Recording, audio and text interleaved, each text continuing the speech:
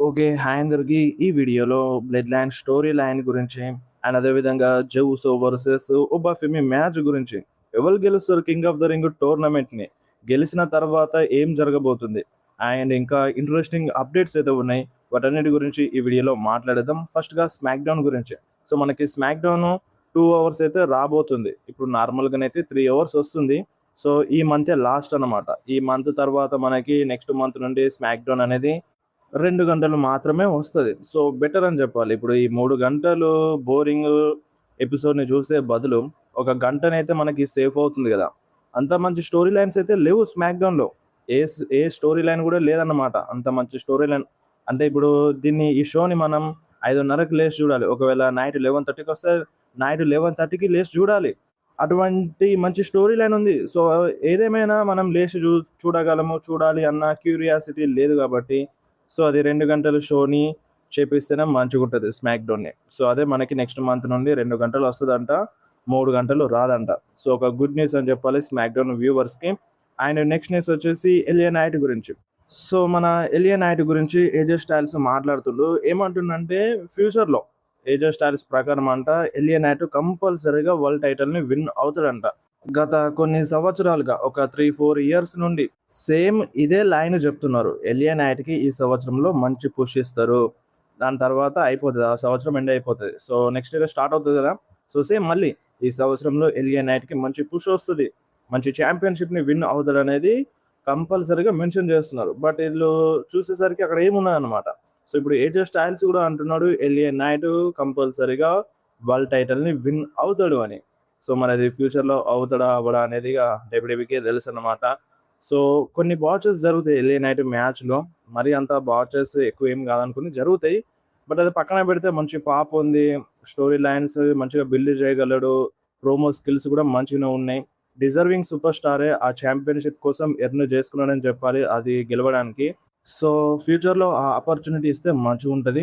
అంటే మన ఎలియా night world టైటిల్‌ని win అయితే మంచిగుంటది.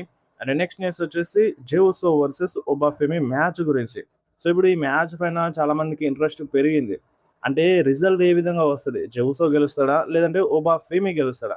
మీ అందరికి తెలుసు జెఉసో ఏ మ్యాచ్‌లో గెలిచినా ఇటువంటి ఒక ఆపర్చునిటీ కోసం, టైటిల్ కోసం ఇటువంటి ఆపర్చునిటీస్ మ్యాచెస్ గెలిచినా కంపల్సరీగా జెఉసోకి డిస్‌లైక్‌లొస్తాయి. సో, రీసెంట్‌లీ గెలిచినప్పుడు గూడా మళ్ళీ డిస్‌లైక్‌ల వర్షం కురిపించినారు ఫ్యాన్స్ సోషల్ మీడియాలో.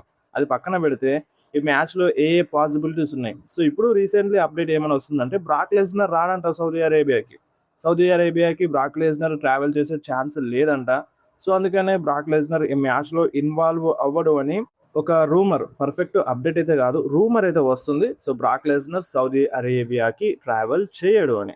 ఒబాఫెమికి ఇంటరప్ట్ చేయడని. మ్యాచ్‌లో కాస్ట్ చేయడు అని ఇటువంటి ఒక రూమర్. సో, దీన్ని మనం 100% నమ్మచ్చా అంటే చెప్పలేం. ఎందుకంటే ఇప్పుడు ప్రతిసారి ఒబాఫెమి మెన్షన్ చేస్తుండు బ్రాక్ లెస్నర్‌ని. ఎందుకు బ్రాక్ లెస్నర్ ఊరికే కూర్చుంటాడు? బ్రాక్ లెస్నర్ చిన్న సూపర్ స్టార్ ఏమన్నా పట్టించుకోకుండా ఉండడానికి.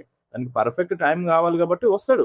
కంపల్సరీగా వచ్చే ఛాన్స్ అయితే ఉంది. సో, ఇప్పుడు ఈ రూమర్ ప్రకారం రాడు, ట్రావెల్ చేయలేడు అన్నదానికి సో, దాన్ని మనం నమ్మలేము.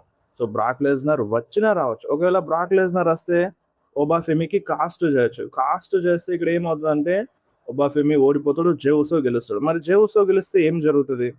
జే ఉసో వర్సెస్ కోడీ రోడ్స్ మ్యాచ్ జరుగుతుంది. కానీ ఇక్కడ జే ఉసో వర్సెస్ కోడీ రోడ్స్ మ్యాచ్ అంత ఇంపాక్ట్ ఉంటదా సమ్మర్ స్లామ్ కోసం అంటే? ఒకవేళ ఈళ్ళు జే ఉసో వర్సెస్ కోడీ మ్యాచ్‌తో ఎళ్ళినా ఎళ్ళొచ్చు. కానీ రేండీ ఆర్టన్ ఏమవుతాడు? Randy Orton versus Cody match ఏమవుతది? సమ్మర్ స్లామ్‌లో అన్నారు గదా! ఈ మ్యాచ్ సమ్మర్ స్లామ్‌లో మళ్ళీ జరుగుతది అని. మరిప్పుడు రేండీ ఆర్టన్ ఏమవుతాడు? రేండీ ఆర్టన్‌ని ఇంట్లోనే కూర్చోబెడతారు ఈళ్ళు సమ్మర్ స్లామ్‌లో. సమ్మర్ స్లామ్‌లో Randy Orton versus Cody Rhodes మ్యాచ్‌ను పెట్టరా? సో, ఇప్పుడు ఈ క్వెషన్ వచ్చింది గదా! సో, దీనిపైన ఇంకా కొన్ని రూమర్స్ వస్తున్నాయి. ఆ రూమర్ ఏందంటే, ఈ నైట్ ఆఫ్ చాంపియన్స్ కంటే ముందు మన జే ఉసో పైన ఎవరో అటాక్ చేస్తారంట. సో, జే ఉసోని రీప్లేస్ చేస్తాడు రేండీ ఆర్టన్ అని ఇటువంటి ఒక రూమర్. సోషల్ మీడియాలో ప్రిడిక్ట్ చేస్తున్నారు. రూమర్స్ అయితే వస్తున్నాయి. సో, అదే జరుగుతే ఒకవేళ రేండీ ఆర్టన్ నైట్ ఆఫ్ చాంపియన్స్‌ని గెలుస్తాడు. గెలిచి కోడీ రోడ్స్‌కి ఛాలెంజ్ చేస్తాడు. సో, సరే ఇప్పుడు రేండీ ఆర్టన్ రాడని అనుకుందాం. జే ఉసోనే గెలుస్తాడు. సో, జే ఉసో గెలిస్తే మరి కోడీ రోడ్స్‌తోనే మ్యాచ్ ఉంటదా? సో, ఇక్కడ ఒక రూమర్ వస్తుంది. ఇంకొక రూమర్ ఇది. ఒకవేళ జే ఉసో గెలిచిండు.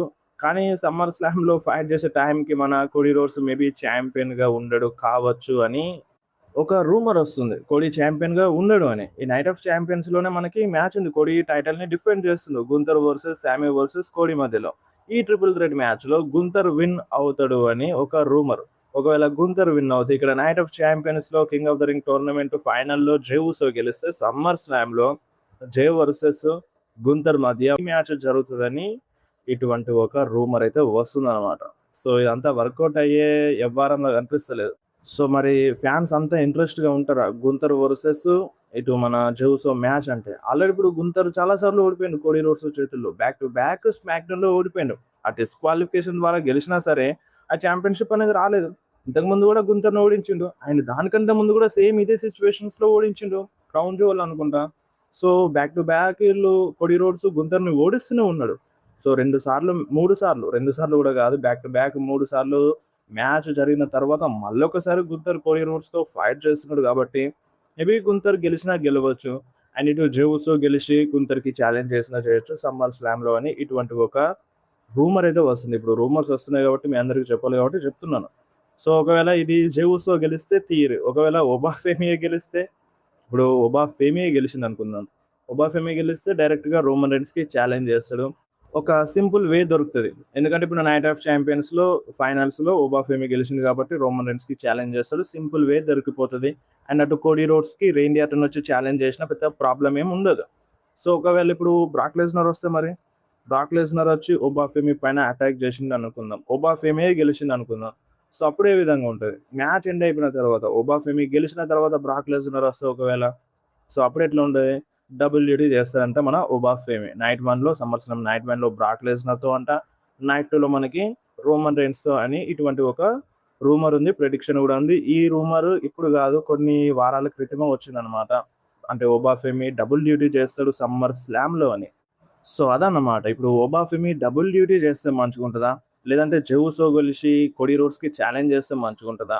సో, ఇప్పుడు ఈళ్ళు జే ఉసో వర్సెస్ కోడీ రోడ్స్ మ్యాచ్ వద్దనుకుంటే కోడీ రోడ్స్ చాంపియన్‌షిప్‌ని ఓడిపోయేలా చేసి, గుంతర్ గెలిచేలా చేసి, గుంతర్ వర్సెస్ జే ఉసో మ్యాచ్‌తో ఎళ్తారా? లేదంటే ఇప్పుడు ఈళ్ళందరూ అనుకున్నట్టు గాదు. సోషల్ మీడియాలో ప్రిడిక్షన్స్ అన్నట్టు గాదు. జే ఉసో గెలిచి డైరెక్ట్‌గా రోమన్ రీన్స్‌కి ఛాలెంజ్ చేస్తాడా? సో, దాదాపుగా రోమన్ రీన్స్‌కి ఛాలెంజ్ చేయకపోవచ్చు. ఎందుకంటే దీనికి ఇంకొక రూమర్ వస్తుంది. అదేందంటే రూమర్ అని గూడా కాదు. ఒక క్లియర్ కట్ అప్‌డేట్ అని అనుకోండి. బ్లడ్ లైన్ స్టోరీ లైన్ ఇప్పటితో ఎండ్ కాదంట. ఈ డబ్ల్యూడబ్ల్యూఈ వాళ్ళు, టీకేఓ వాళ్ళు చాలా హ్యాపీగా ఉన్నారంట.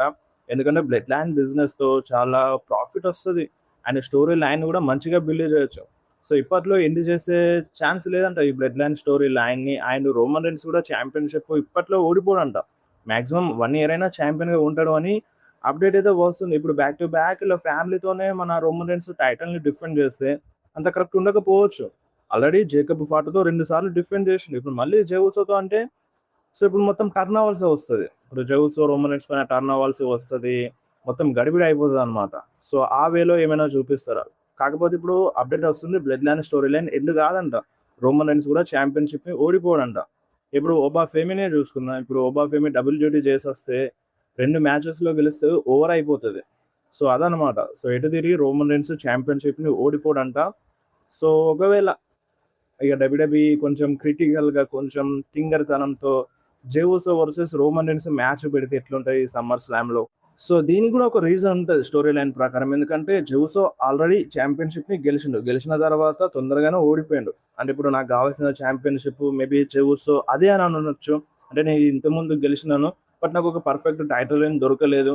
అండ్ నాకు ఇదే చాంపియన్‌షిప్ కావాలని రోమన్ రీన్స్‌తో జే ఉసో అనొచ్చు. సో, అలా మేబీ పెట్టినా పెట్టొచ్చు. అండ్ ఇంకొకటి ఈ జేకబ్ ఫాటు, జే ఉసో మాట ఇంటలేడు. ఆ కోపం కూడా ఉండొచ్చు. అండ్ ఒకటుంటది. ఇప్పుడు అంటే నేను ఈ చాంపియన్‌షిప్‌ని గెలిచి ఓడిపోయి మళ్ళీ నాకు ఆ చాంపియన్‌షిప్ కోసం ఆపర్చునిటీ రాలేదు.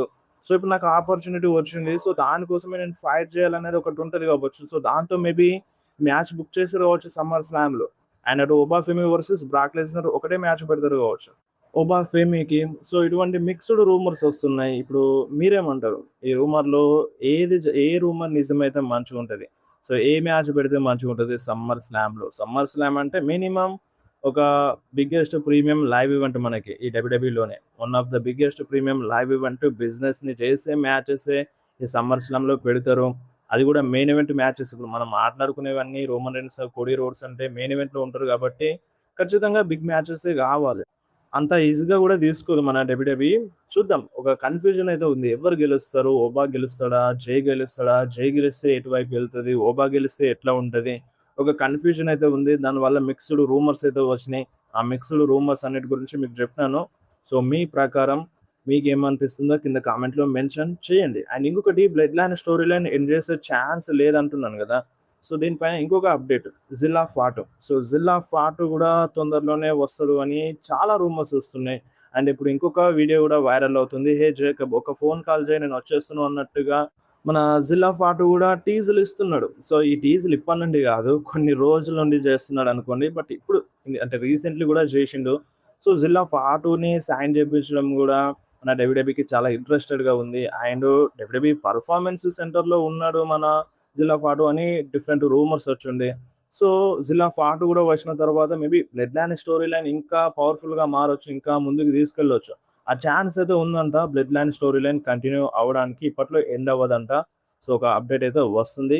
ఇది బ్లడ్ లైన్ ఫ్యాన్స్‌కి, రోమన్ రైన్స్ ఫ్యాన్స్‌కి ఒక మంచి గుడ్ న్యూస్ అని జెప్పాలి.